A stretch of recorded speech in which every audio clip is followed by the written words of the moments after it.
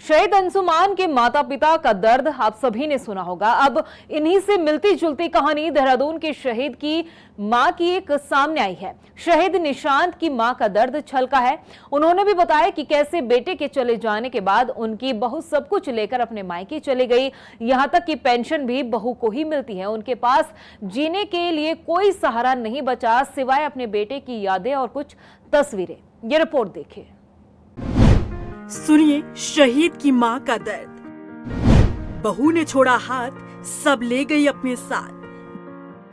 बेटे की याद के सहारे जी रही है बेबस मां।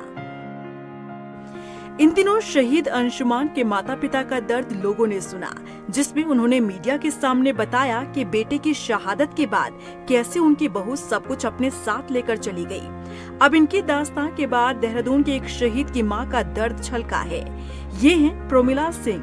नौसेना में कमांडर बेटे निशांत के शहादत के बाद इनके पास कोई और सहारा नहीं बचा है। इनका कहना है कि निशांत की शहादत के बाद बहू निशांत की सभी यादें अपने साथ लेकर चली गई। पेंशन का भी पूरा लाभ सिर्फ बहू को मिल रहा है।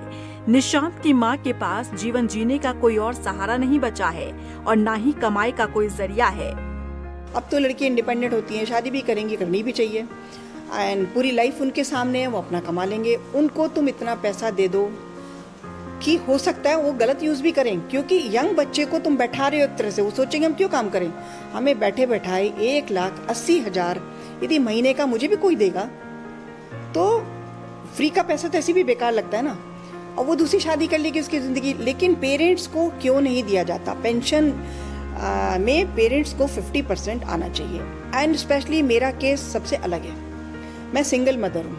आज मैं ज़्यादा पेरेंट्स के बारे में बात नहीं करूँगी, क्योंकि पेरेंट्स तो देखो यदि मेरे हस्बैंड होते मुझे कोई कमी नहीं थी, और या डिवोर्स के बाद मैं पेंशन भी लेती तो भी मुझे कोई कमी नहीं थी, मैं बिल्कुल बोलने वाली नहीं थी। सिंगल मदर इस एज में मैं काम करने लायक नहीं हूँ। और ऐसे टाइम पे क्यों नहीं सोचते ये लोग कि भाई थोड़े उस रोल को थोड़ा चेंज किया जाए।